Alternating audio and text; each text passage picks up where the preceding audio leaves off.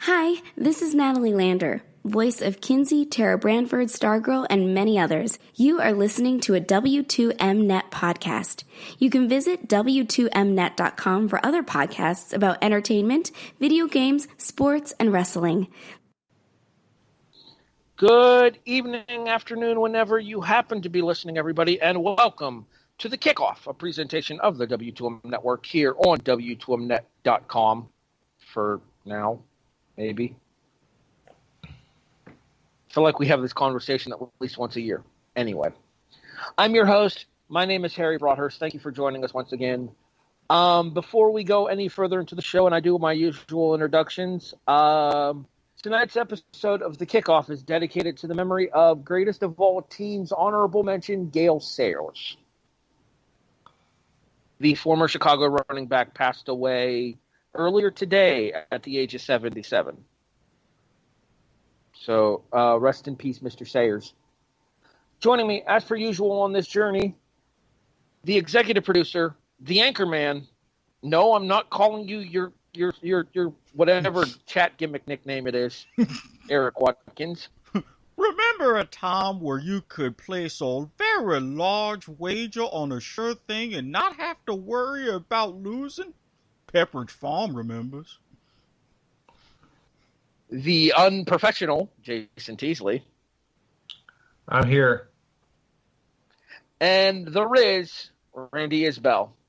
Also, rest in peace to Animal from the Road Warriors. Well, this isn't my wrestling show, so I was going to save that for Monday. I'm not on your wrestling show, so I'm going to say it here. Well, then I'll make you a deal. Go ahead. Hold on, Eric. I'll make you a deal, Randy. Watch SmackDown and Raw this weekend. You can be. That is way too much punishment to have to talk to you for a couple more hours. No, thank you. Well, fuck you very much, too. What were you saying, Eric? I was going to say, well, why don't we fix that so he can be, but everything solved itself. The universe works in not so mysterious ways, specifically sitting through 5 hours of WWE television on occasion. Believe me, it feels like times. Anywho. I mean, we can debate the mysterious ways thing based upon the conversations we've had about what's going on with me. Fair. If our off-air conversations made air, we wouldn't have a show. We start tonight's episode. Yes, we would. It would be called Black Irish. No, that's apparently never happening. We start tonight's show the same way we always do. This is Studs and Duds. Eric, I'm curious. Mm-hmm. I know who, I know where, I don't know why. All right. You know the who where my stud comes from. Navy. You know, or where. Yeah, that's the where. The who, Dalen Morris, quarterback, who came into the game. The why? Remember when I was debating about Are You Serious and I said I am not taking Navy after what happened against BYU? Try to warn you. Yeah, well, you should have also tried to encourage me into this because I was thinking, oh, maybe Navy with this spread. Kind of tempting. Saw the score. They were down 24-0. I'm like, man, I'm glad I dodged that bullet. Next thing you know, they're coming back and winning. Thanks in major part to my stud, Dalen Morris. I swear, this team, do they have some sort of vendetta against me that I don't know about? Coach Neil Montalolo, I didn't do anything to you. Come on, man, this ain't fair.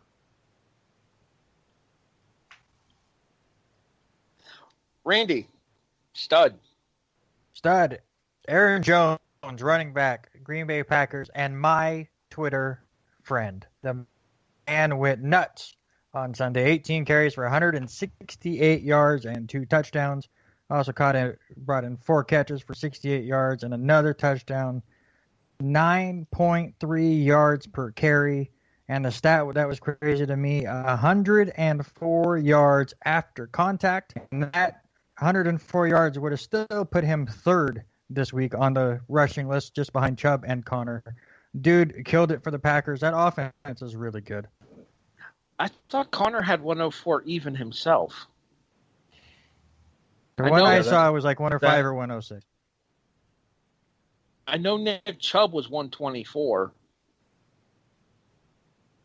Well, let me Jason, take a look. I can verify. all right, while you're verifying, why don't you give us your stud as well? 106 was that Connor's final number. Okay. Yeah. So my stud is a player for the Reds that I have been high on, that I tout his accolades anywhere that I go and try to own him in just about any fantasy league, and that's Tyler Higbee. 5 receptions for 54 yards, but that isn't the numbers that stands out. 5 of those catches, 3 were touchdowns. So he's got a really good repertoire with golf. He's a formidable cog in that offense, and he will be going forward. So yeah, definitely probably slowly sneaking up into the top 5 tight end range. Actually, he's probably about number 3 in the NFL scoring tight end wise. Don't you mean rapport? Yeah, I was going to No, point that I out. don't. Oh. I mean, get the fuck on with the show so I can go to bed. Yeah, Eric. How dare you? Anyway, my stud for the week is, I'm going to show a little love hashtag for the brand, as we tend to do on this show on occasion. My stud for the week is Harrison Butker, kicker, Kansas City Chiefs. Butker hit not 1, not 2, but 3 50-plus yarders in a row. The first 2 didn't count, though. A 53-yarder gets called back because of illegal motion. A 58-yarder does not count because the Chargers took a timeout. Another 58-yarder puts the Los Angeles Chargers in the loss column as the Kansas City Chiefs move to 2-0 on the season. All right, Eric, we talked about the good. We have to balance it out with the bad. Who's your dud? All right. What do Vic Fangio, Kyle Shanahan, Pete Carroll, John Gruden, and Sean Payton all have in common? I know. They are all better than Adam Gase. Okay, what's something else they have in common? Not that that's a high bar. They did not get picked for the Masked Singer this year. Okay. Oh, pick me, teacher. I'm ever so smart. Okay. Harry, what else do they have in common? At least we know for now. I mean, it's right on the edge of my face, or at least it should have been. Exactly as he strokes his beard on an audio podcast. None of those 5 coaches wore masks on the sidelines. The NFL, which so far has gone through 2 weeks without a single positive COVID test, sent out warnings and strongly worded letters saying, hey, respect the fucking rules if you want to keep playing. They didn't, so the NFL went, all right, fine. 100 grand, 100 grand, 100 grand, 100 grand, 100 grand. And if that wasn't enough, not only are their pocketbooks lighter, all 5 teams were also fined $250,000 apiece. Really, Which people? for those of you not wanting to do the math at home is a grand total of $1.75 million, hopefully to be donated to a COVID relief charity. You damn straight. If Andy Reid can wear a mask and get defogger, so can all of y'all. I'm sorry, Andy Reid reminds me so much of Chris Farley and Tommy Boy. Fat guy in a little face covering. Sorry. Randy, you're done for the week. Hold on. I have a joke for you. You ready? Let's hear it. You know what happened in the second half of that game, right? Which game? My game? The one you're about to talk about. You know what happened in the second half? Dallas beat Atlanta like they trailed them 28-3 in a Super Bowl. They really did. And I'm not just going to talk about the whole team. I'm going to focus on that one play that is going to be shown in every Follies video that you will ever see on YouTube, and that is that onside kick where 5 Falcons decided that they wanted to play kumbaya around a football that was slowly spinning around instead of pick the damn thing up. I still don't understand how nobody on the Falcons special teams knows the rules for special teams in the NFL, and how any of those special teams coaches or helpers or Dan Quinn have a job going into week 3. I understand. I understand the pretense of you don't want to touch the ball before 10 yards because if you touch it, then it becomes live. But that's when the ball is coming in really fast. This was such a slow spinner chance of botching it for picking it up. So it was astonishing, and I'm just mad because it cost me money because I picked the Falcons to win that game, and that was the reason I didn't win my pick'em. Bro. Talk about the agony of defeat. Speaking of people who had rough betting weeks this week, Jason, who in particular earned your dud? My dud goes to the play calling of the Patriots on the last drive of the game. Not so much the last drive, but the last play. Cam Newton had already scored twice from the 1-yard line, running almost the exact same play with ease. Instead, they fucked the pooch and want to roll him out and from the 1-yard line and cost themselves the game. They were set up for a win. I'm glad they lost, but they were set up for the win. Everything looked that way. And then they go away from the game plan that has been working for them all game, which is Cam Newton over left guard. It's simple. No, they wanted to run him out around the corner where Seattle's defense was happily waiting to submarine him to end the game on a 1-yard loss. So, yeah, mine is the play calling of on the last play of the game by the New England Patriots. Oh. You know, we have a long-standing theory on this show that there's a certain quarterback who used to reside in Washington with the Redacteds, and he's now a member of Minnesota, that if a game starts at a certain time on a Sunday, usually approximately noon local, 1 p.m. Eastern, 10 a.m. Pacific, you're welcome, Randy, that he usually has pretty good games.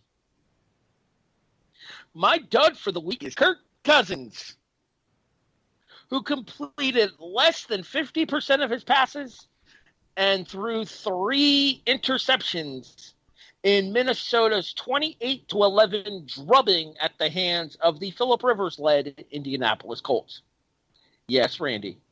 I saw a stat today that I think you would enjoy, Mr. Harry. Did you know that Stephon Diggs had more total yards in week 2 than the entire Minnesota Vikings? Now, I like that.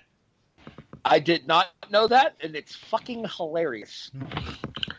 Especially if you got him sitting on your bench in fantasy football. Yes, John! Don't worry. We remedied that situation last night on the kickoff What's Your Fantasy. Some takeovers aren't so hostile, and they're necessary. I wonder if he ever changed it. We're going to find out. New lineup. That's dis. Yeah, new lineup. Who dis?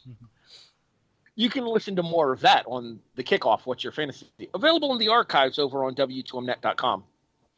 Yeah. All right. Moving on. He's still there. That wraps us up for Studs and Duds for the week and moves us into our next segment. So, that happened. And I kind of feel like I want to go first for this one because it's a marquee story. By all means. Ladies and gentlemen, mostly gentlemen on this show, maybe ladies listening, we don't know. Maybe Rachel listens sometimes, possibly. Doubtful. But possible. I mean, if you're listening, then we still need to get together for soccer to the max at some point. Continue. We had something happen for the first time in 15 years on Monday night. For the first time since December 2005, a Monday Night Football broadcast was simulcast on ABC. It is the 50th anniversary of Monday Night Football, and for the sake of that anniversary, they returned to the original home on ABC, if only for this week. I will say that I think the lack of content available elsewise because of the production shutdown probably enabled this to happen, maybe a little bit more likely than it would have been had production on television shows not shut down. But you have to admit, Eric, it was kind of nostalgic getting to see Monday Night Football back on a broadcast network again for the first time in 15 years. Not to mention, they really made the most of it and did it justice wearing the gold jackets. I so commended them for that. Randy, what did you make of the Monday Night Football simulcast being back on network television? I think it's cool. I mean, obviously, as you said, they're just kind of making the best of a bad situation, and with their normal TV shows not being able to get filmed and stuff, they're just trying to fill air. But I mean, it was very cool to see Monday Night Football back where it should be on ABC, I think. And yes, they didn't show too many highlights of yet another Jets loss that, well, started the whole thing, Randy. So you didn't have to worry about that a whole bunch. Jason, your thoughts on Monday Night Football's return to broadcast television? I mean, I thought it was nice, and I thought it was a nice, classy touch. I mean, I'm with Randy. I think ABC is where Monday Night Football belongs. Not ABC does own ESPN, so. But I feel that it being on the major broadcast network is the rightful place for Monday Night Football, and it was really nice to see that again after such a long hiatus. Report. Go ahead, Harry, real quick. Yeah. The reports are that ESPN might be looking to get out of the Monday Night Football game after their contract expires next season. Not so much ESPN getting out of it, but Disney trying to take it over to where they get in on the rotation, and that would result in bringing Monday Night Football back to ABC.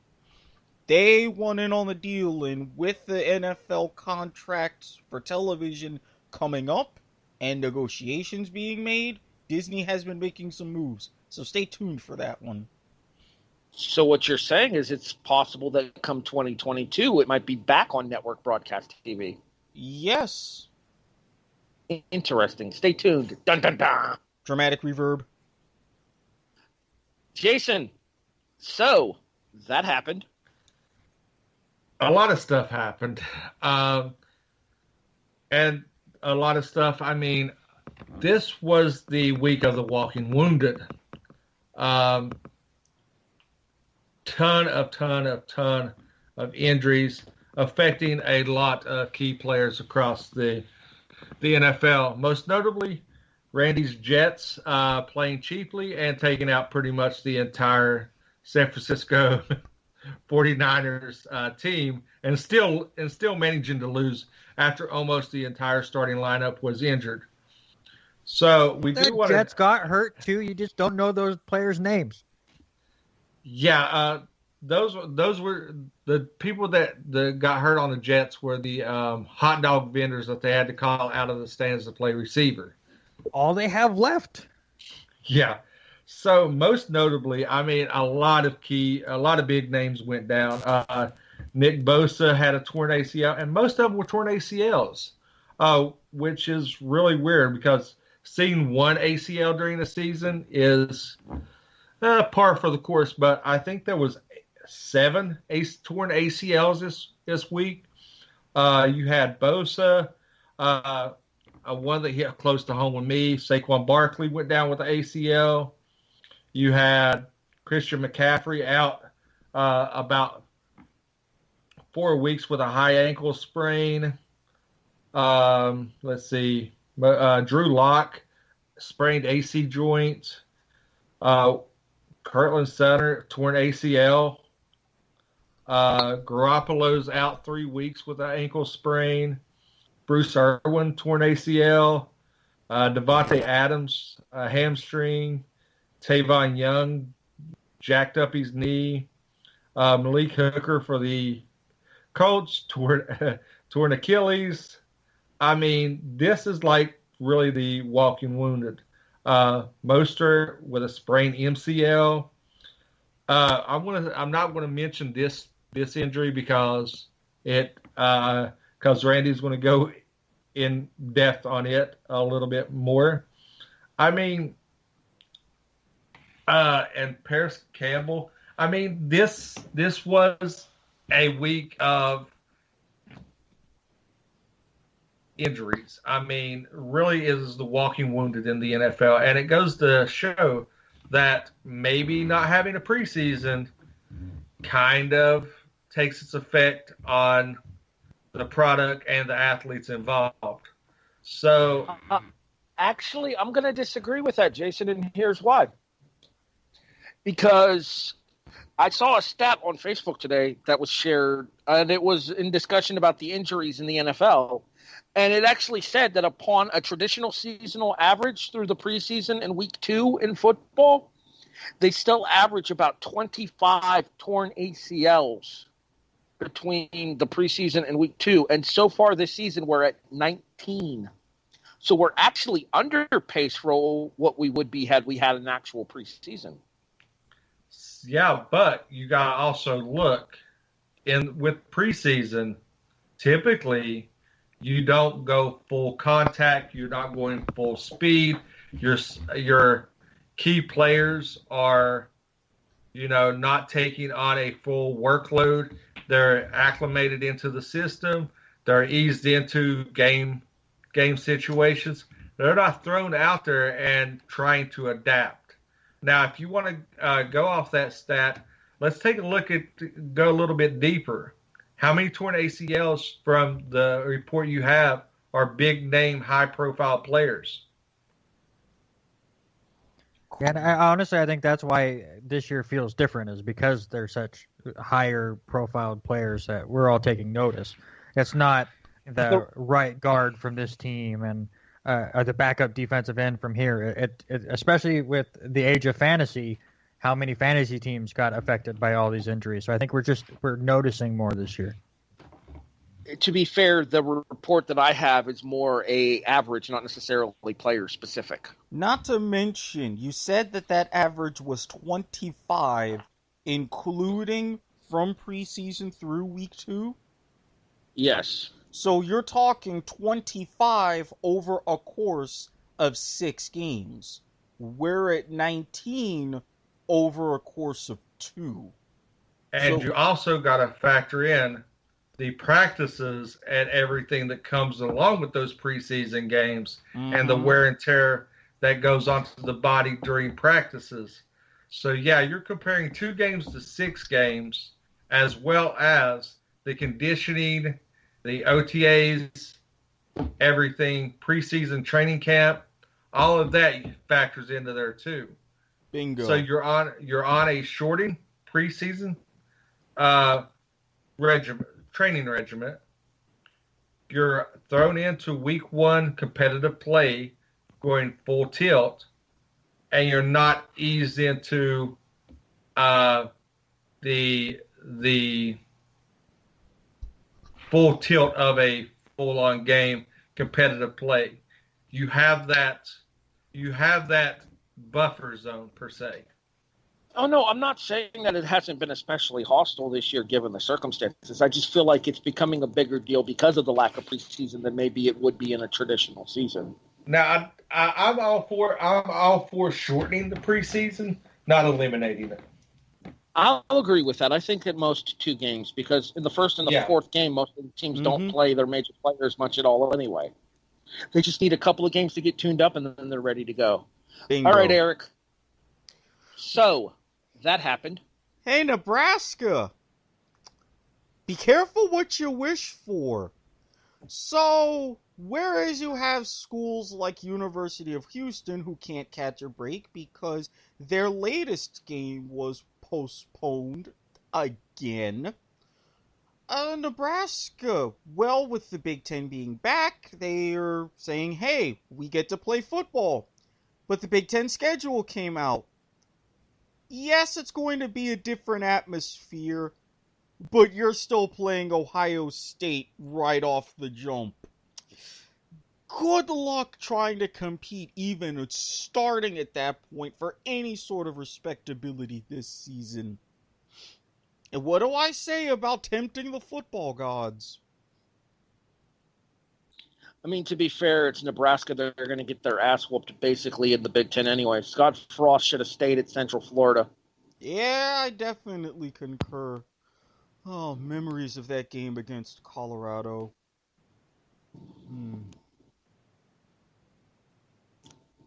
Randy, so that happened.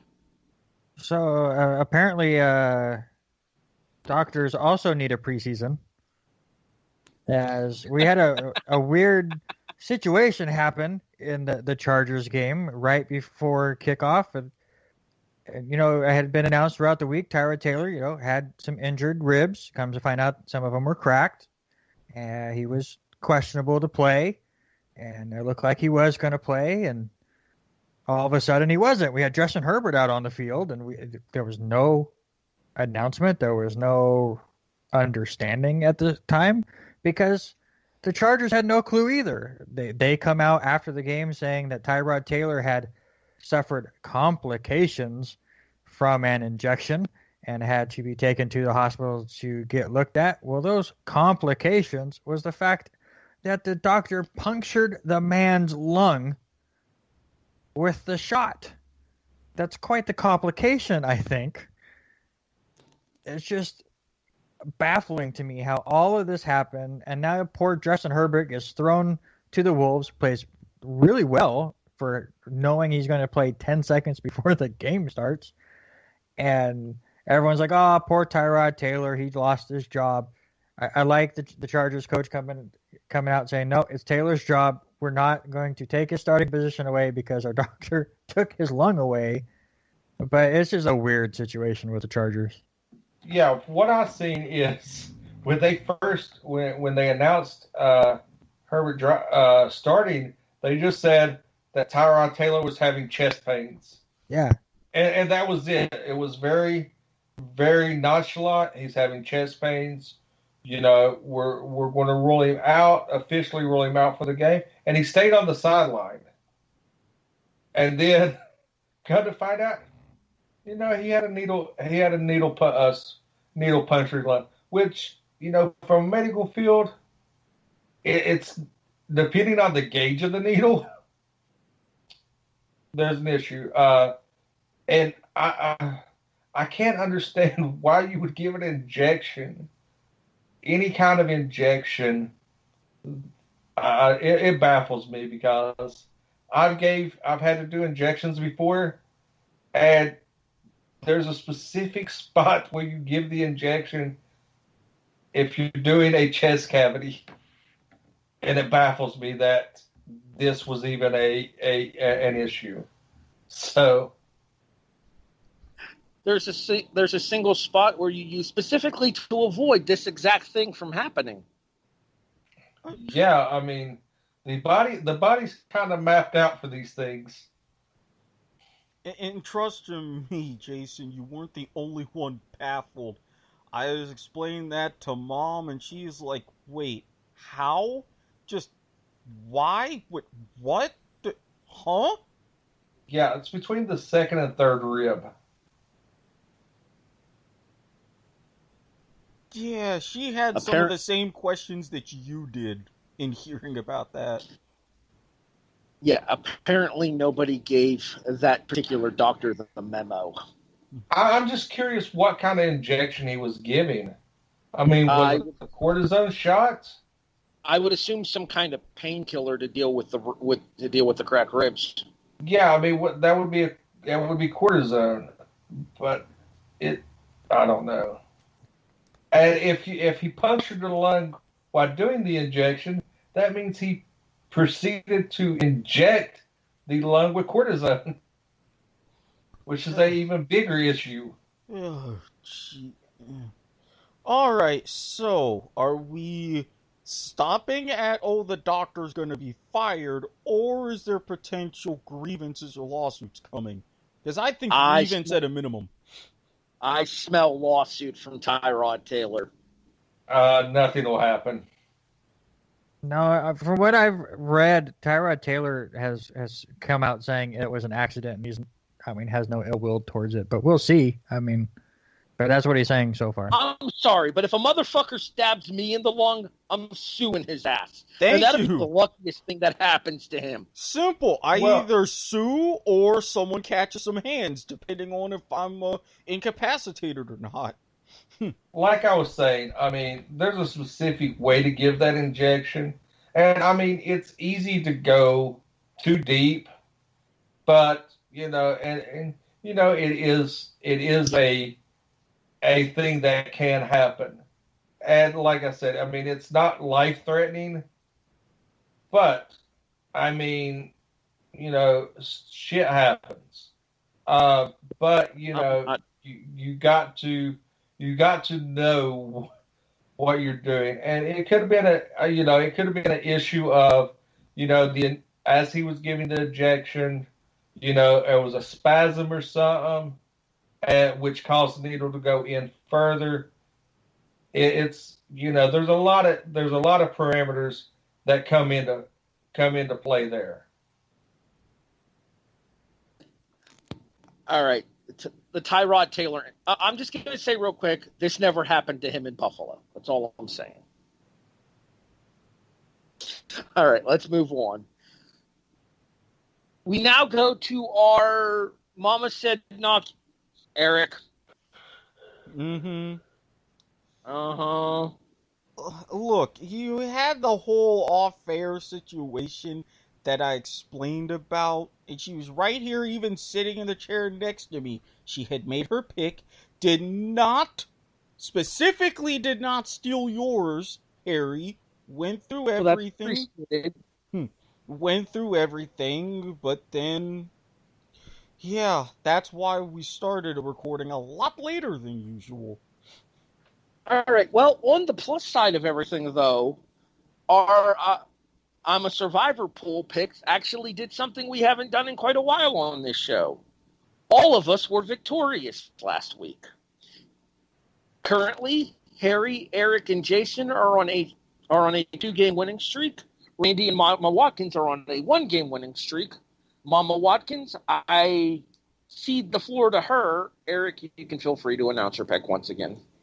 Because of her performance, even with Herbert against Kansas City, and because even though that Bridgewater has had home moments, but they've been underwhelming, Carolina has been, Mama Watkins is officially saying, "Go Chargers, go."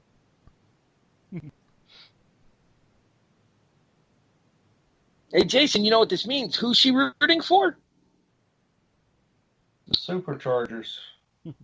But the Los Angeles Superchargers. They need an updated version of that song. No. I would love for them to update that song. San Diego Superchargers. Randy, you're looking for 2 in a row. Your attempted jinx on the 49ers last week with the Jets did not work. Depends on which way you look at it. I think I jinxed them just fine, not in the intended way. So there's something I've said for years. I've said it on former football podcasts that have been on this network. I've said it to my friends, and you're going to hear it a lot here. Home team on Thursday night. It's not a guarantee, but it's big. No, it's not a guarantee because your jinx went from the team losing to, damn it, everybody gets hurt. Now we're going to be down our kicker. I apologize. Thanks, Randy. I'm sorry, Eric, but I am taking Jacksonville. Here's some stats for you to back me up. The home teams have won 9 of the last 10 Thursday night games, 2-0 this season. Since 2010, I'll let Eric look this up. I had some fun today. Miami is 0-5 as the road team on Thursday night. Since 2013, Jacksonville is 4-0 as the home team on Thursday night. Home teams on Thursday nights, I'm taking it. Give me the Jaguars. This motherfucker trying to steal my squid bits. Are we doing full-on gimmick infringement again? Because damn, there be some problems. I was just about to say it because Listen, I had my English class got canceled today. I had an hour and a half to spare. I looked some shit up. God, I'm sorry. I'm lucky I had this cookie. I'm okay. Erik legit popped me with that, but I'm okay. Jason, you're looking for 3 in a row here. You can't take Baltimore or Buffalo. So I'm actually going to take Pittsburgh this week. Against? I don't know who the fuck they're playing. You asked me to. Houston. You asked me to fucking pick a team, not fucking pick the game. I pick a team. I am the defending champ, so that's all that matters. He is 9 weeks in a row last year to end the season. It's impressive if you think about it. Erik, you cannot take the San Diego, Los Angeles Superchargers or the Arizona Cardinals, who are playing the Detroit Lions this weekend. Now I'm really tempted to change my pick because that's actually it's almost a sure thing. All right, go ahead. Who you got? Well, in a game that we may be teasing a little bit later, dramatic reverb. My strategy in the early season seems to be paying off. Get more of the low-hanging fruit that you don't want to pick later in the season, but something that's going to pay off. I have a feeling that after the last 2 weeks and everything's come out about certain, let's just say, lines that even I wouldn't cross on a good day, with some interests that people have, hashtag no king shaming. I think that now that things have started to settle in a little bit, and given their opponent, this is a very good pick. I am going for the Cleveland... Nope, not even gonna... No, that doesn't work. The Browns against, the football team. So what you're saying is they're going to unload on Washington's chest? Yes. Oh, yes. That seems legitimate. Mm-hmm. And somewhere Odell Beckham Jr. is smiling. Low-hanging fruit, ladies and gentlemen. All right, moving on. I cannot pick my Buffalo. They call those dingleberries. All right, well played, Jason. I cannot take my Bills. I cannot take the Green Bay Packers. I am about to piss off a member of this panel. I don't care. Assuming the turf at MetLife Stadium doesn't try to reach up and destroy them for a second week in a row, the San Francisco 49ers will curb stomp the New York Giants this week. Don't see it happening. Sorry, Jason. You guys are getting blown out. Well, even with the 49er B squad. It's going to be a hell of a game between Danny Loose Change and who the hell is Nick Mullins. That's something we look forward to. We are not the Jets. We actually have starters that can make it through the game. Just not a starting running back. Hurt. Sterling Shepard's hurt. Yeah, we still got our quarterback, who's been horrendously inconsistent this year. Go ahead, Randy. I was just gonna say, how much you guys think the 49ers are really thinking about faking a COVID test so they can cancel the game this week, so they don't have to play on that field? Well, they are staying in West Virginia. Did you see Armstead's tweet after last week's game? NFL, you need to step in and fix this. What was it? This jank-ass turf. I think it was something along those lines.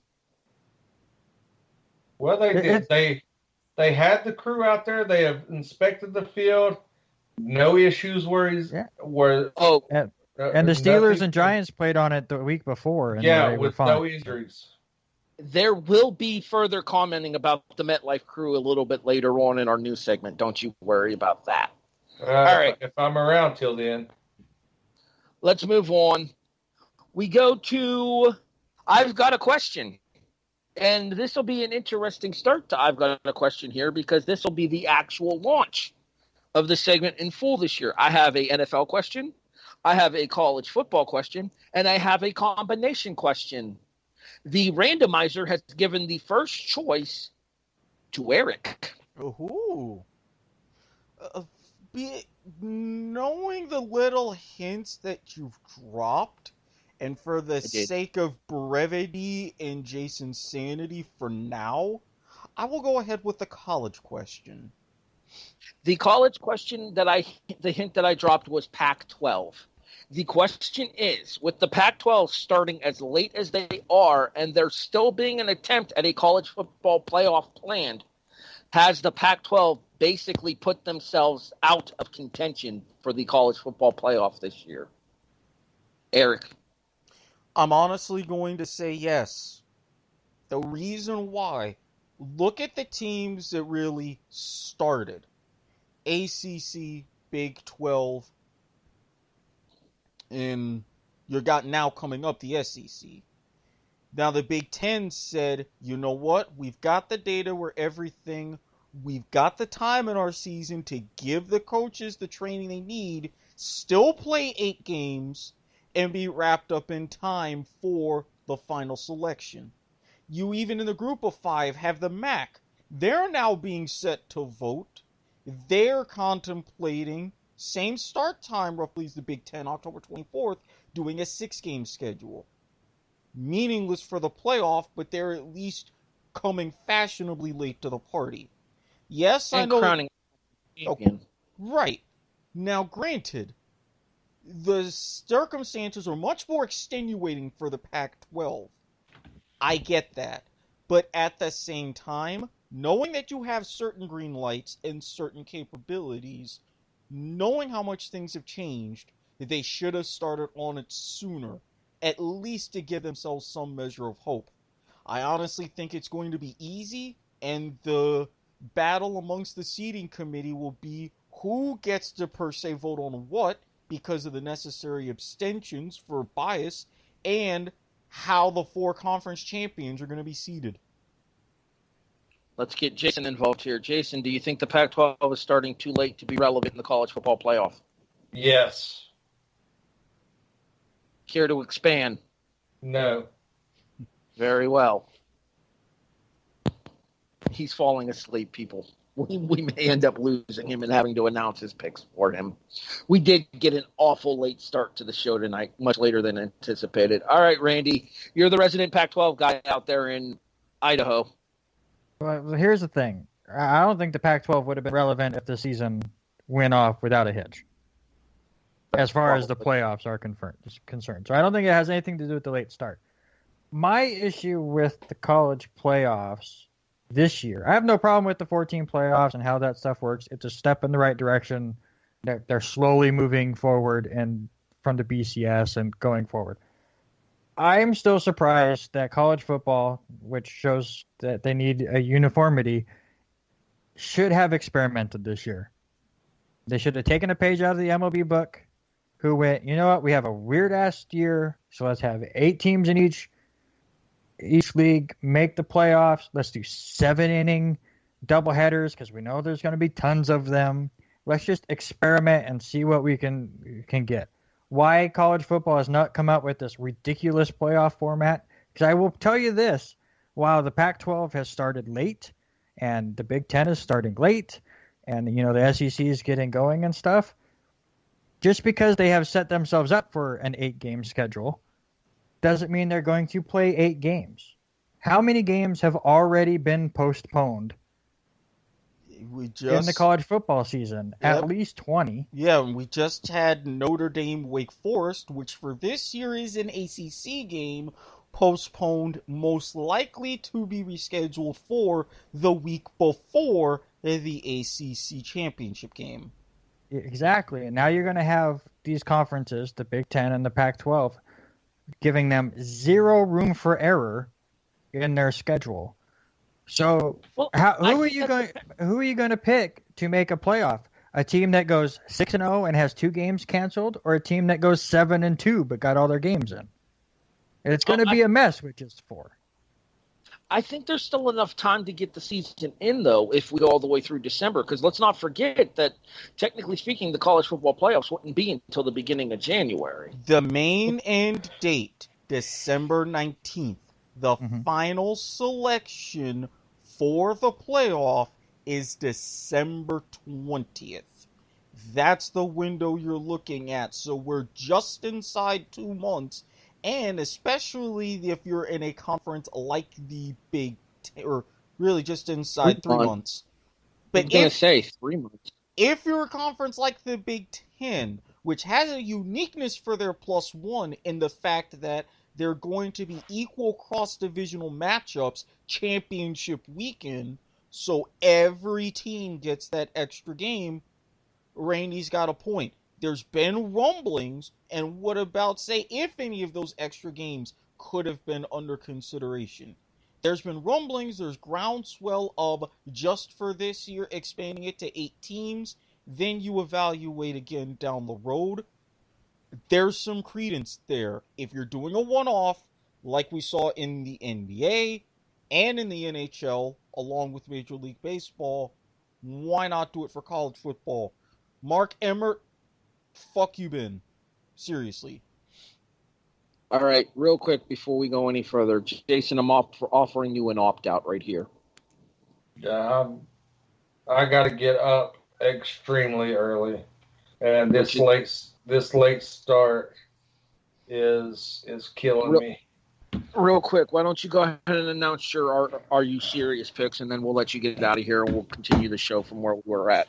All right, I am taking to go against Erik's pick earlier. I'm taking the Redskins plus, I think it's 8.5.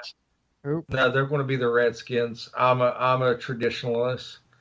The views and opinions of Jason Teasley do not reflect the rest of the W2M network in this instance.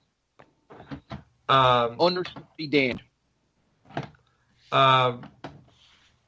And I want to take the homer pick of WVU. I think they're getting, I think the last time I looked was 6.5. Oh, no, Washington was 6.5.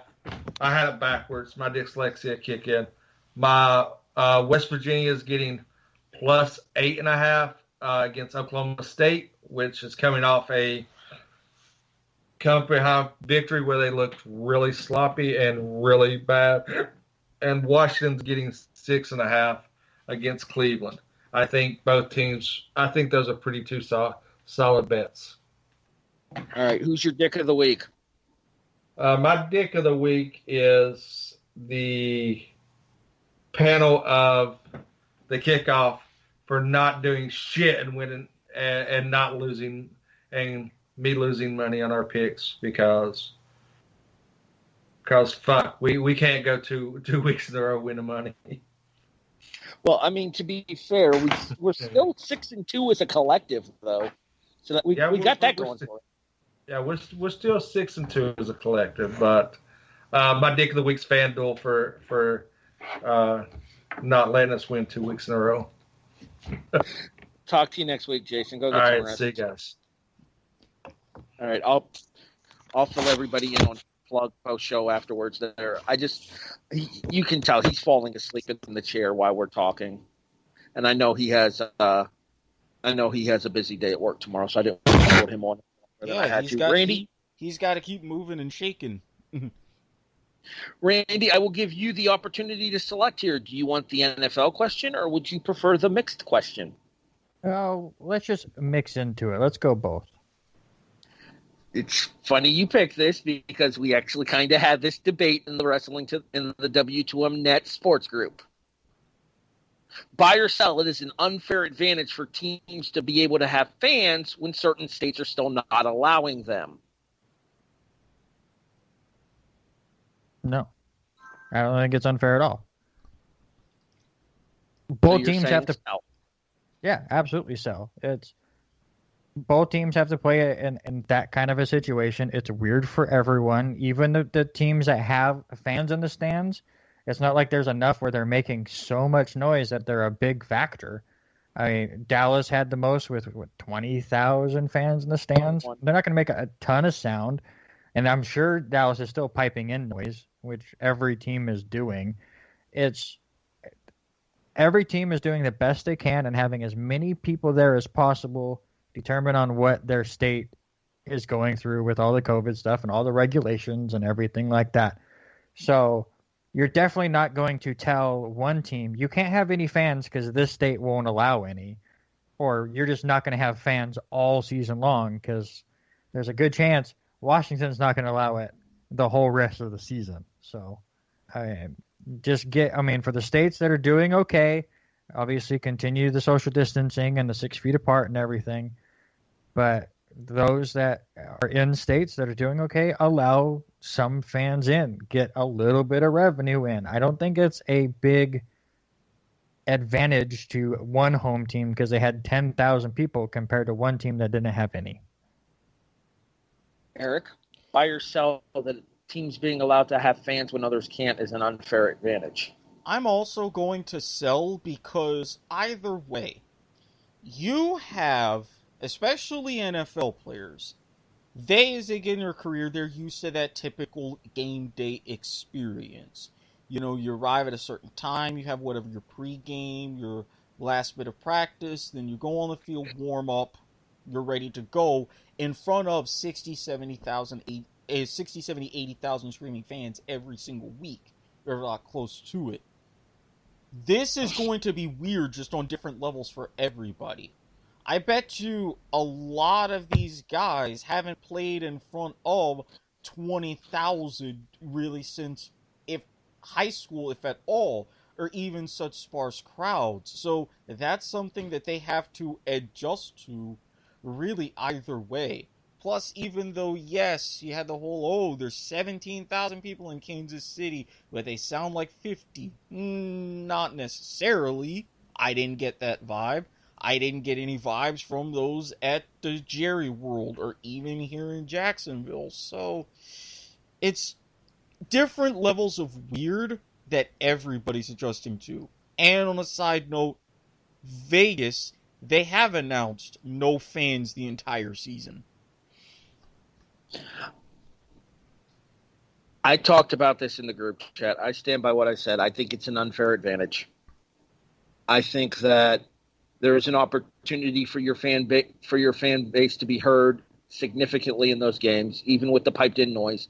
Seattle talked about it. The announcers talked about it on Sunday Night Football, that the noise that they could pump in was only 70 decibels, but the noise that the attendants could make in that stadium could get all the way up to 120 at times. Mm-hmm. I feel like when you factor in the ambient noise that teams are allowed to use in addition to the fans that they could have in attendance, it gives an unfair advantage for extra noise. I 100% believe that. That being said, wait, let me finish real quick. Go for it. That being said, I don't think that there's anything you can do about it based on the state regulations. I think it's going to be a situation of if these state teams that don't have fans want fans, they're going to have to talk to the states. They're going to have to work something out with the state that they're in order to be able to be allowed access to having socially distanced fans with proper regulations, because it's not something that the NFL is going to step in and regulate. We've learned many times already over the course of his tenure that Roger Goodell is not a hands-on commissioner. Go ahead, Randy. No, I was just going to say, do you think it's a disadvantage during a normal year that Seattle has more noise than, say, Jacksonville? Just because the circumstances are different. Seattle has a better fan base than Jacksonville. Not just a better fan base, but with the construction of their stadium and how the sound bounces the way it does because of the traveling and the orientation of different surfaces. Yes, that's why they in Kansas City are competing neck and neck for the loudest stadium in the league.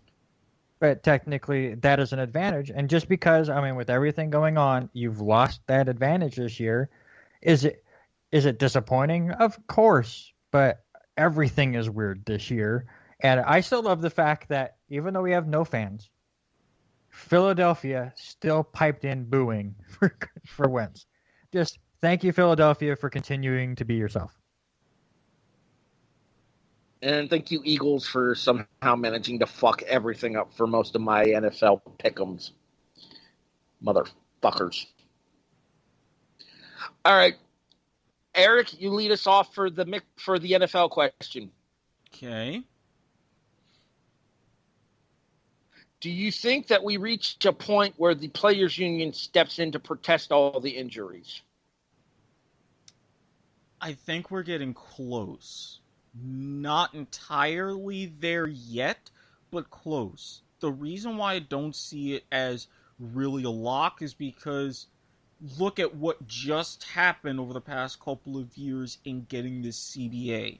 And the automatic argument there is, all right, yeah, the players got screwed over in a few different ways. Won't go into that in depth.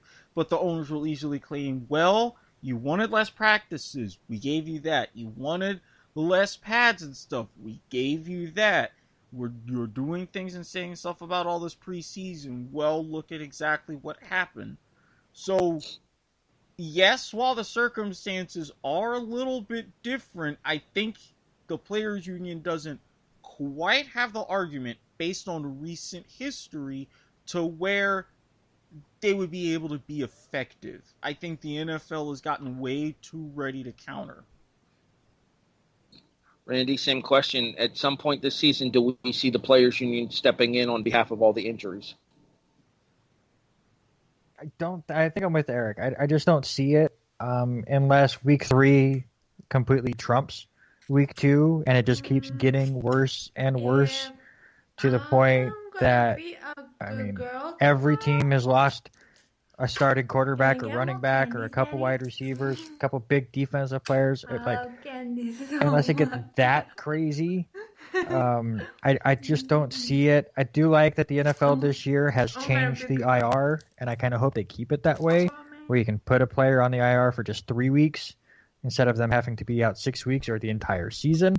So I think they've taken enough steps, and I think everyone knew going in that there was a good chance that injuries might go up. We saw it with baseball as well, just how weird this year is. But in the end, I think the players really wanted to play. They've done a fantastic job with 0 cases here in the regular season.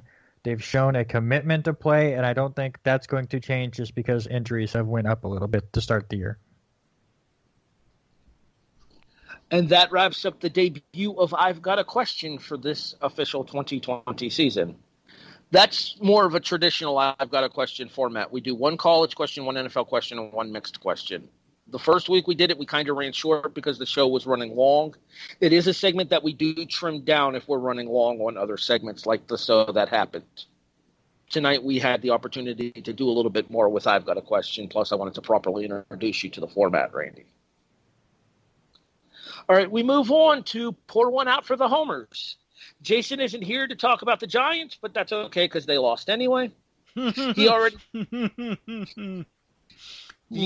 made his opinion known on what he thinks is going to happen with West Virginia this week. He feels like, I think he actually said he thinks they not only cover, they win outright against Oklahoma State. Because what was it, Tulane or Tulsa last week for Oklahoma State? I know it was one of the T schools. It was Tulane. I think it was Tulsa. No, because last week Oklahoma State played Tulsa. That's what I said. Was it Tulsa or Tulane? No, I was thinking about. I thought you were Tulsa. talking. Yeah, Tulsa. I thought. Never mind. West Virginia's game last week got canceled, I thought. Oh yeah. Okay, Yeah. that means the cookie is working. Continue. Okay, so yeah, he feels like due to Oklahoma State's subpar performance against Tulsa, and I thought it was the Golden Hurricane, that he feels like the Mountaineers are going to outright beat the Cowboys from OK State. Randy, you don't have a dog in the college football scape yet, but you do have the Jets, and, well, maybe you shouldn't. I don't feel like I have a dog in the NFL right now either. It's getting rough. The fact that the Jets had 2 healthy wide receivers who I had never heard of playing in that game,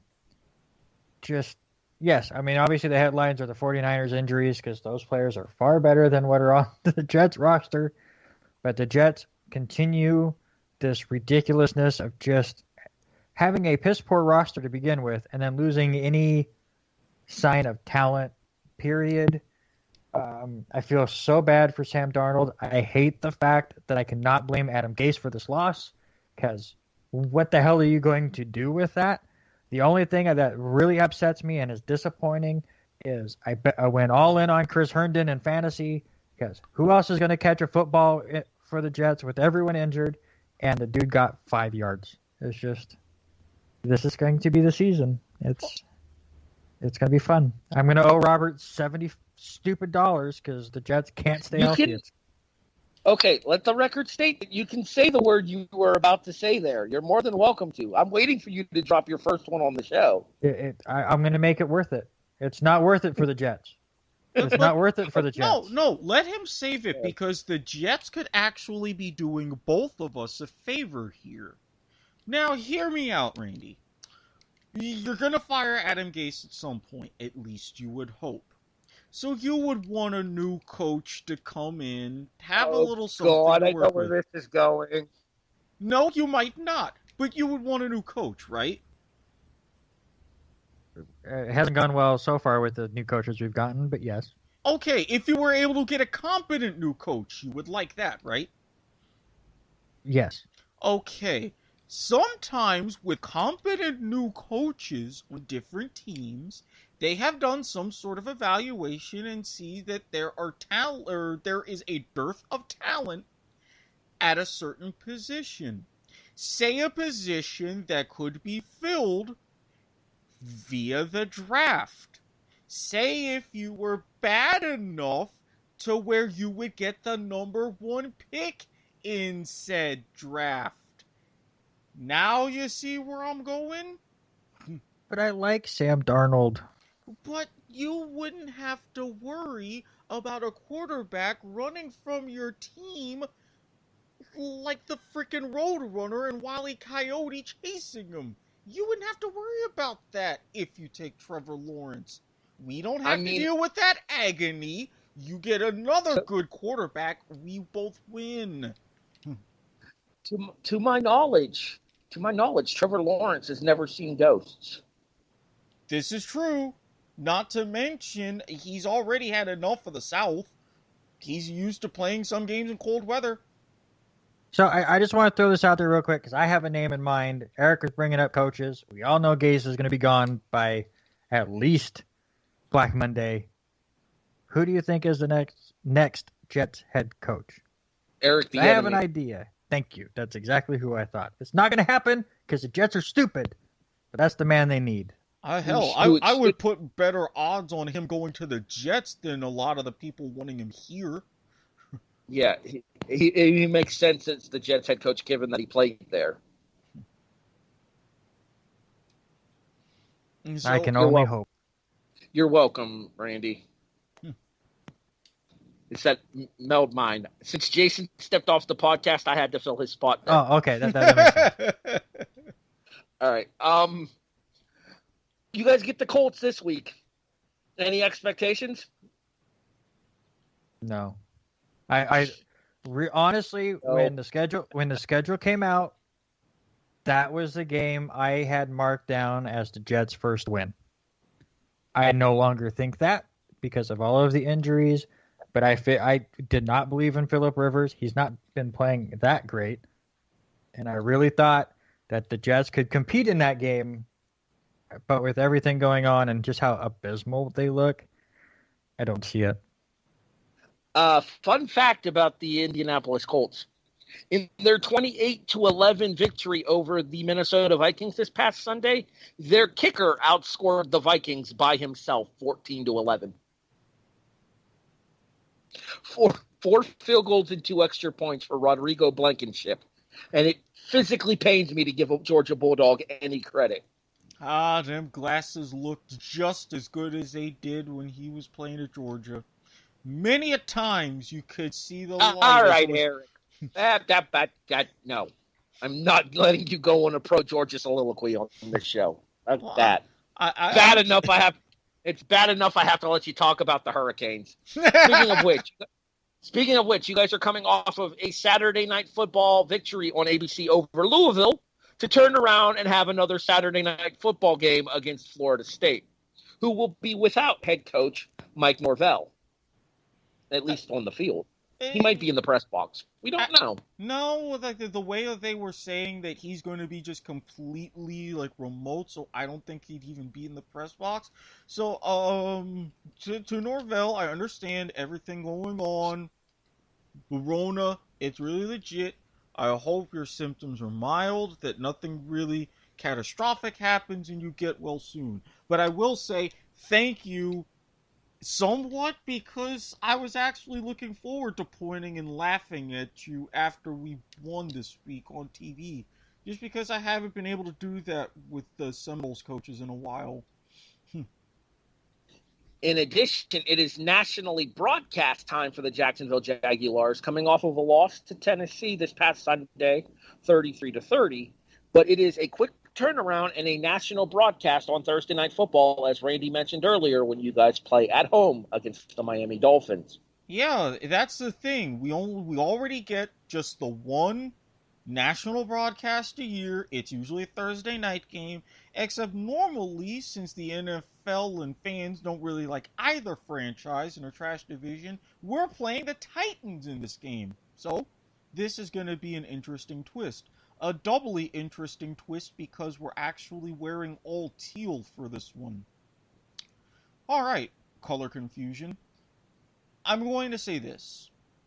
For the fantastic performance that was Week 1 against Indy, for the still surprisingly good, equally as much until that last batted down interception, which still stings, equally as good offensively, if not as good defensive performance against Tennessee. I think with Miami and their own short turnaround after the skittish, sometimes highly inconsistent play that they've had the first couple weeks, it's a fairly safe bet we're going to start 2-1. And temporarily, no wait, it wouldn't be temporary because fucking Tennessee could have had the lead in the AFC South. Just Erik is coming to the realization that even after a win tomorrow, no, I mean, I guess technically after a win tomorrow, you would be the current leaders. No, wait, Tennessee's 2-0, aren't they? Yes, they're 2-0. We'd be 2-1. Yeah. All right, Erik, script flip. So, correct me if I'm wrong. This is the weekend the SEC starts their season, so at least your primary collegiate team is going to be in action. Yes, I do have a secondary team, but unfortunately they don't start until the week before Halloween. We'll talk more about them once October nears and we actually get to Big Ten football. However, indeed, it is a noon p.m. kickoff on ESPN as the Gators head to Ole Miss to hop aboard the Lane train, taking on Lane Kiffin and his Ole Miss Running Rebels. Are they still the Running Rebels, or are they just the Rebels? I feel like they're just the Rebels these days. No, it was UNLV who were the Running Rebels, and then they changed. Ole Miss has always been the Rebels. Although, they is due to change without soon. a flag now. They are Rebels without a flag now. Yes, Rebels without a flag, with a Rebel without a cause at head coach. But the name, I've heard rumblings that that's at least being looked at to be changed. So something to keep an eye on. So they no longer want to be the Ole Miss racists? Good to know. Things change down there just a lot slower than in normal places. Yeah, we'll be talking a little bit more about this game later. That evil laugh brought to you by the fine folks at Rick's TNT LLC, an affiliate of Dun & Bradstreet. Well, since you said it, what's the rest? Nope, that's your gimmick. I don't fully infringe. I only partially. Oh, see, fair play. See, this is how it operates, Randy. Website and commercial coming soon. We still got to talk to Liz about. Oh, real quick before we go any further. Shout out to Liz Puglisi Best wishes to Nanny Puglisi, Angela Puglisi, her mother. She's in the hospital right now. We're sending our best. Our thoughts are with you and your mom, Liz. All right, go ahead, Eric. Continue.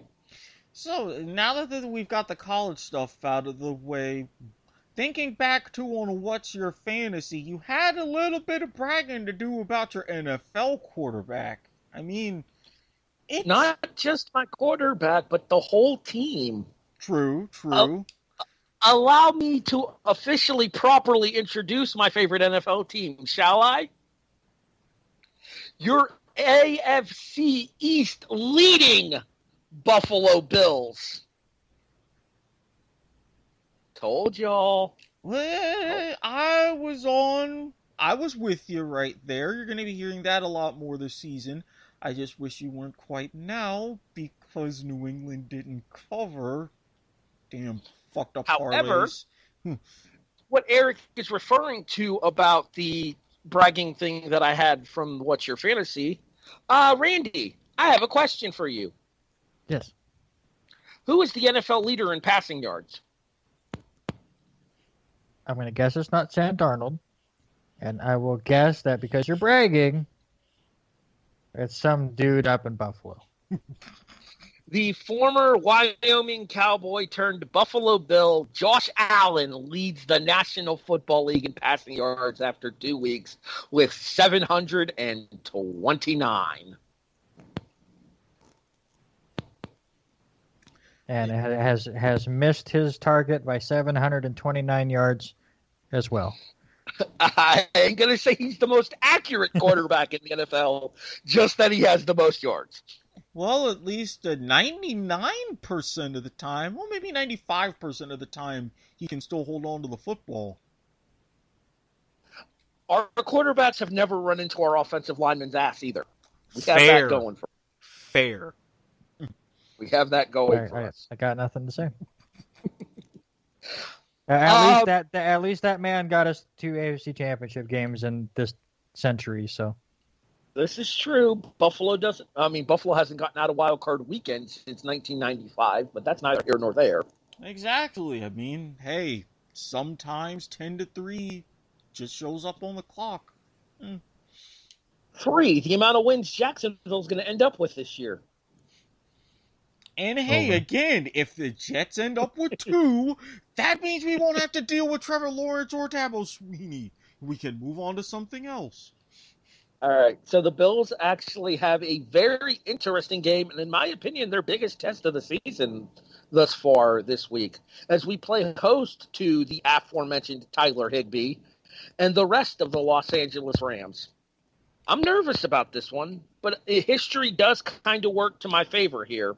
And the reason I say that is something we've talked about many times on the show. And I know, Eric, you're going to dispute this, and you're more than welcome to because you brought up this point in the chat, and I'll allow you to bring it up on the show as well. Sure. This is a West Coast team coming to the East Coast for a 1 p.m. kickoff. Traditionally, West Coast teams do not do well with 1 p.m. kickoffs. The Rams might be a bit of an exception. Carson Wentz found that out the hard way this past Sunday, Eric. Yeah, for some reason, the way McVay has them practice, he is very... Practice? We're talking about practice? Continue. He has shown that he is great as far as making adjustments leading up to the game, and I think that's in a major part of why recently the Rams have been very successful playing in the Eastern time zone at a 1 p.m. Eastern kickoff.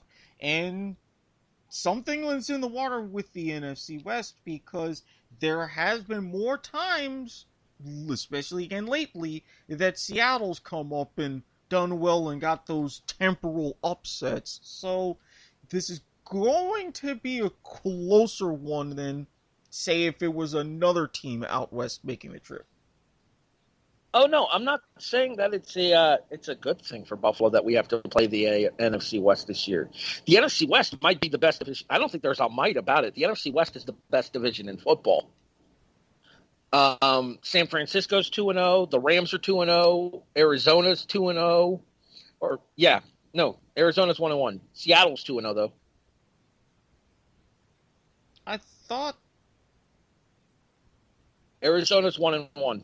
No, Arizona is 2-0. I'm about to say they beat San Francisco's 1-1. They're the 1-1 team. Yes. I forgot Arizona beat San Francisco week 1. So Arizona, the Rams, and Seattle are all 2-0. San Francisco's 1-1. Who had that on their standings after week 2? Regardless. So this is probably the worst possible season for us in the AFC East to draw the NFC West. Yes. But I feel a little bit more comfortable with the knowledge of my team having the options that we have. And I really look forward to seeing what Jalen Ramsey's going to do lined up against Stephon Diggs. So, Harry, I got a question for you. Just looking at your Bills' schedule. Mm-hmm. Next 4 weeks. Home against the Rams, at the Raiders, at the Titans, home to the Chiefs on Thursday night. Would you be upset if Buffalo goes 2-2 in those 4 weeks? Not at all. I think 2-2 would be. I think 2-2 would be probably best case scenario given the quality of the teams. Mm-hmm. I think I agree with you. I think the Tennessee game is eminently winnable, despite the fact that it's in Tennessee, because the last 2 times we've played Tennessee, we've beaten them. I have a friend of mine, Tom John, who is a diehard Titans fan, and we are planning on getting together, making some steaks, and watching that game. I have a couple of friends who are Oakland turned Las Vegas Raider fans. The Raiders are much improved. I do think the Bills are a better team than the Raiders, though. The Rams worry me, and for as much shit as I've talked, let's be real. Despite the fact that the game is in Buffalo, never count out Kansas City anywhere they're playing. 2-2 would be perfectly acceptable to be 4-2 coming out of this, and through arguably the toughest portion of our schedule with that 4-game stretch. We've officially poured one out for the homers, and now it's time for me to ask my favorite question that I ask every week here on the show. You serious? We already heard Jason's picks. Jason is picking West Virginia plus, I think he said 8.5 against Oklahoma State. And he is picking Washington, the Redacted, plus 6.5 at Cleveland. Or is that number still at 7? I saw 6.5 last I looked. Yeah, I don't think there's been enough money on Cleveland to push it to that key number. It doesn't matter. It'll be different by the time we get to the game time. All of my numbers are going to go down and screw me over. ESPN has it at 7. Speaking of numbers from last week, only one person won a game. Can we just move on from last week? We don't need to talk about last week. Only one person won a game last week. Eric, I'm hitting 75% of my upset picks straight up. Oh, shut up, you're sharp. However, I did kind of tease this when we were talking to Jason as he was leaving. Nobody is under 500 against the spread so far this year. We are a combined 10-6, 63% against the spread, which is better than Vegas' sharp number. Yeah, if only some of my teams didn't choke, I could easily be 2-2 straight up.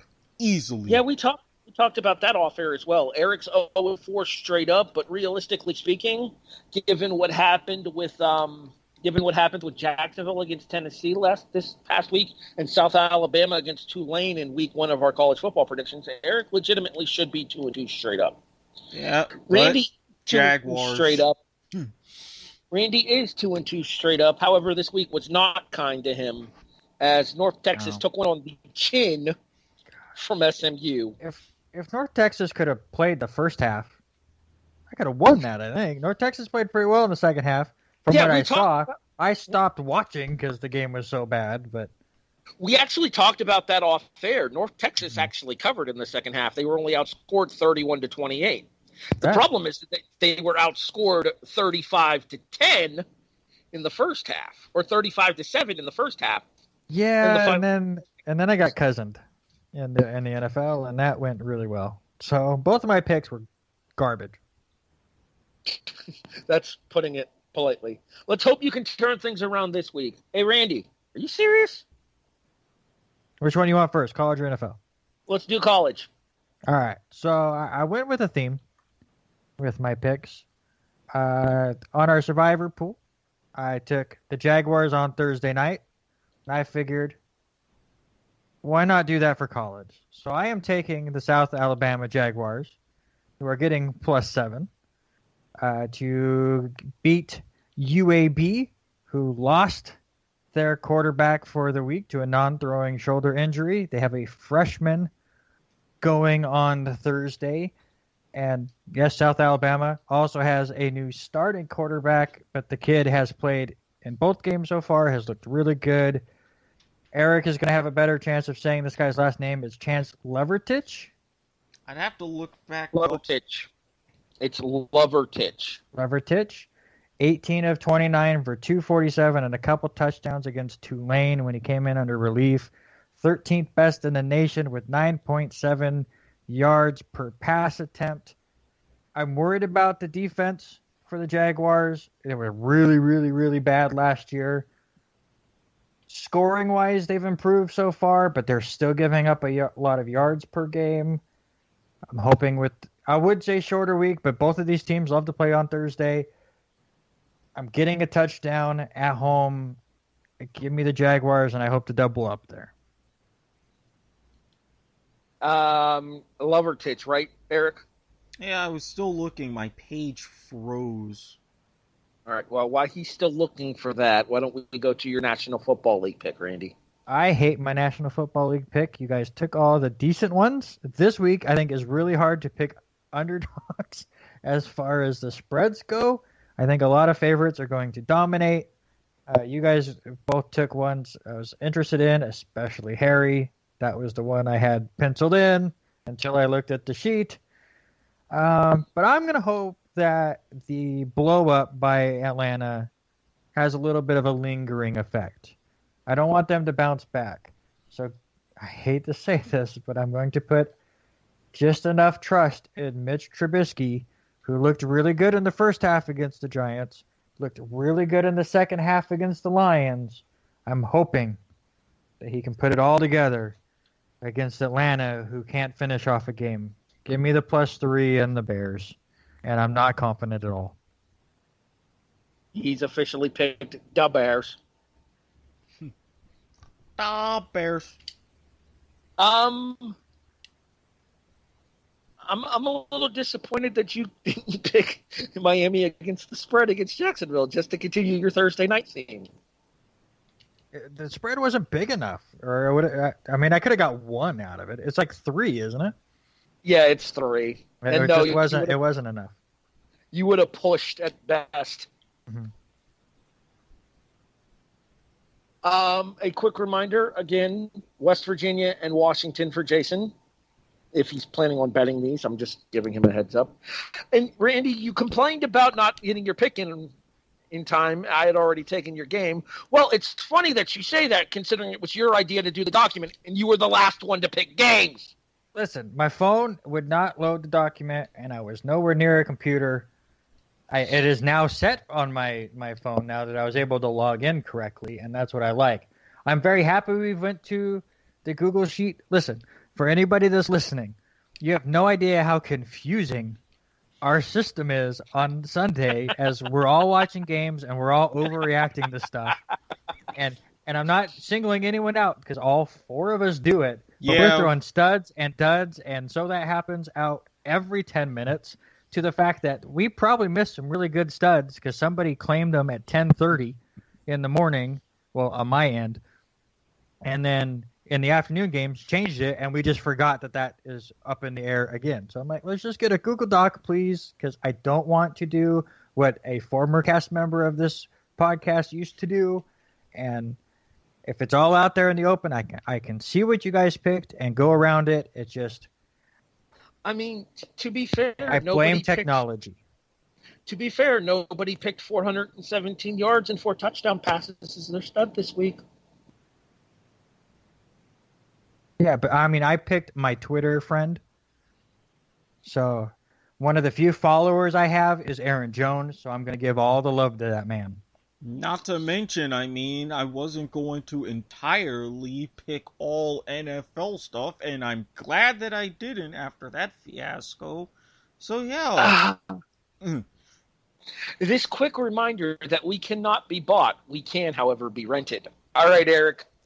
Have you found the South Alabama quarterback's name? Yes, it is indeed Lovertich. Spelled fairly phonetically, thankfully.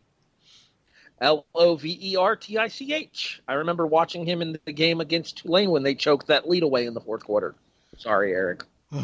Again, betting on Jaguars. I gotta not do that too often. Yeah, speaking of other teams you shouldn't bet against, segue. Okay.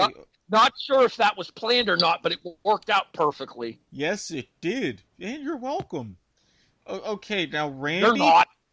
Back me up on diffusing this situation, okay? I got your back.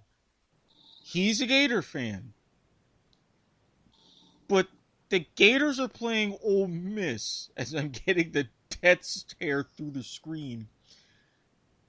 Now, you were pretty familiar with Lane Kiffin, as am I. And you know, especially starting at Florida Atlantic, when the Lane train rolls into places, success usually comes at least somewhat swiftly.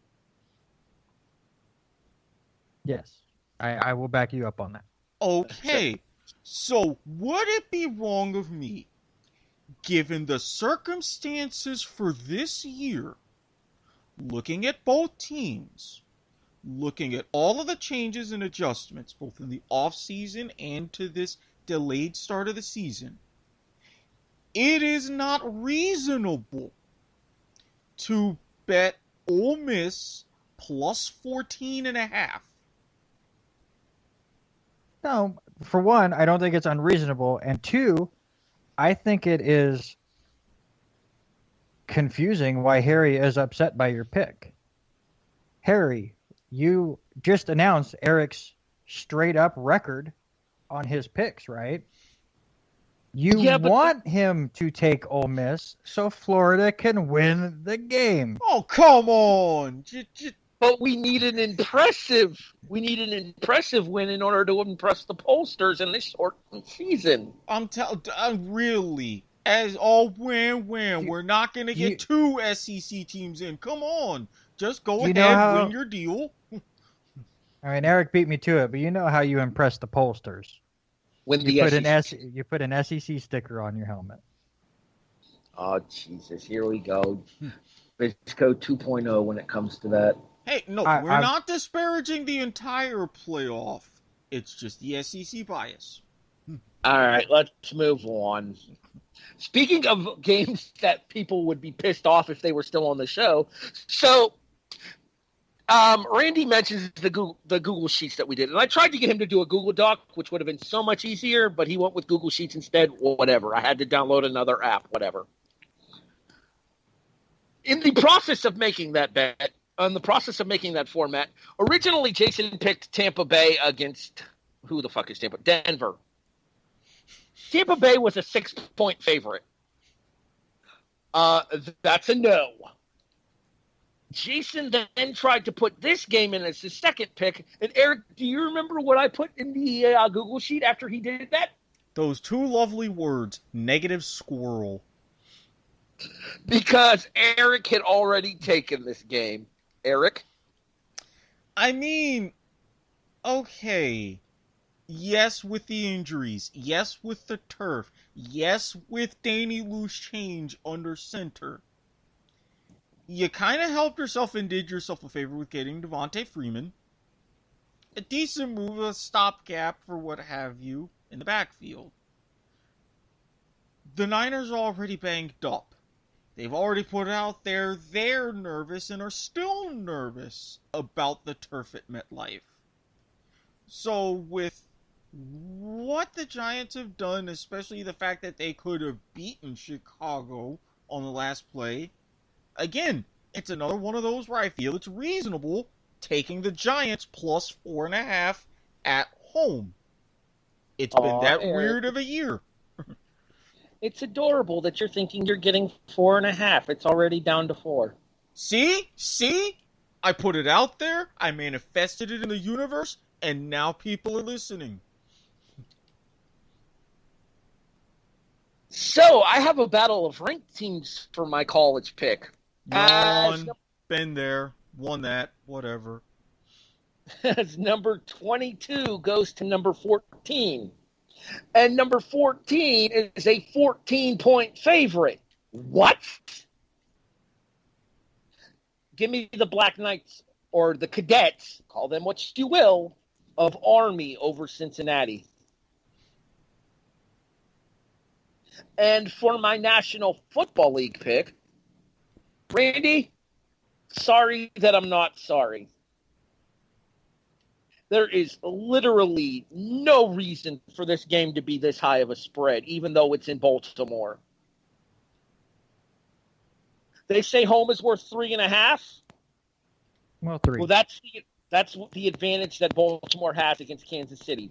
But Kansas City's winning this game straight up, so it's not going to matter. I'll take the Chiefs plus 3.5 at Baltimore. Well, you're going to get the pick wrong, so that's fine. I don't know about this one. Harry and I were talking about it. I think this is a winning bet. The Ravens are 0-2 against Patrick Mahomes. It's about to be 0-3. Not to mention Mahomes is, if I remember correctly, 9-0 in the month of September. Listen, you're only going to get it wrong because you put it down before I could, so I'm bitter. So go Ravens. That's cool. I'll be chilling with my homies, and we'll pick up the W. I'll be chilling with Robert Taylor while he Really? just loses his mind the entire game. You want to talk to Robert if Baltimore wins this game? I sure as fuck don't. Oh, that's the best time to talk to Robert.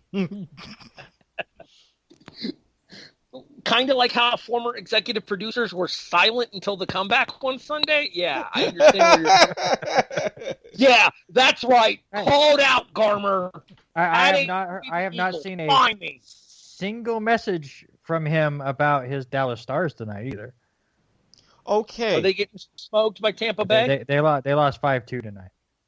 Not a single word from him. And we get a message about Dallas every game. But if they lose, nothing. Oh, no. He did say specifically, this is just to show you that I'll message even when my team loses. Also, if you listen to this podcast and you take Steven, I don't know why I said Steven. If you take Stephon Diggs out of your starting lineup on Sunday, consider us no longer friends. I'm about to say, were you almost subliminally trying to channel the chair? I mean, if we're going back to the ghost of old characters. Damn dare you. Do you want to end up being my dick of the week, Watkins? Keep it up. Speaking of which, you have been listening. Segway! You have been listening to The Kickoff, a presentation of the W2M Network, online at W2Mnet.com. In addition, you can find us on all of your favorite podcast listening services. We're going to do the outros after we do Dick of the Week. It just makes more sense that way. Podbean, CastBox, Stitcher, Spreaker, iHeartRadio, iTunes. Hey, Eric, guess what? Spotify is here. Randy, who's your Dick of the Week? It's got to be Chris Herndon, man. I talked about it. Fucked up my whole fantasy week. I bet on him big as a tight end in a bunch of my fantasy leagues. 0.5 points. What a dick. Eric, who's your Dick of the Week? I got a couple. I'm starting with Josh McDaniels for that last play call because, again, cost me money. I'm also looking at McCarthy in Dallas for orchestrating that second half to a point, creating a scoregami, but I failed to cover, so another Dick of the Week. And my eternal Dick of the Week, until as long as he still has a job in Jacksonville, Mark Lamping. So much damn money. The crew at MetLife Stadium is my dick of the week. And not the grounds crew, the medical staff at MetLife Stadium, because the San Francisco 49ers suffered so many injuries, the MRI machine broke. What? No, did I hear that story wrong? I thought it was the truck bringing the MRI machine broke down. I thought it was the truck that broke down, not the MRI the machine. actual machine broke. I remember hearing that story on the radio the other day. It's fantastic. It's just how weird that week was.